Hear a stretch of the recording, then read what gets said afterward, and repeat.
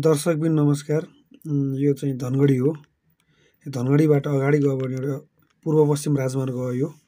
यो अत्तरिया चोक भन्छ। यतापट्टि पहाड डोटी बजाङ बाजुरा जान्छ, यतातिर महेन्द्रनगर, यताबाट पूर्व भनेको काठमाडौँ आउँछ। अनि त्यस पछाडि यहाँनिर एउटा गुहेश्वर स्कुल छ। गुहेश्वर स्कुलबाट यसको रोडको उत्तरपट्टि, यो उत्तरपट्टि यस्तो गएर अलि अगाडि बढ्यो भने यहाँनिर जग्गा छ, दस्तुर जग्गा छ आधा कट्ठा है। त्यहाँ अगाडि पुल क्रस गर्ने बित्तिकै पारिपट्टि चाहिँ नि लालपुर समथिङ के एरिया आउँछ, जहाँ ठुलो प्लानिङ छ त्यहाँ होइन।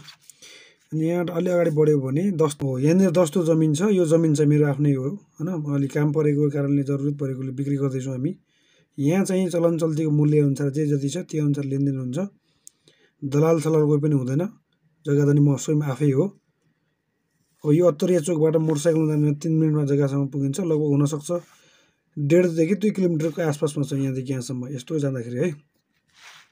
यो भनेको यो गोदावरी नगरपालिका हो, वार्ड नम्बर 4 हो यो। अब भोलि धनगढी उपमहानगरसँग अब टाँसिएको।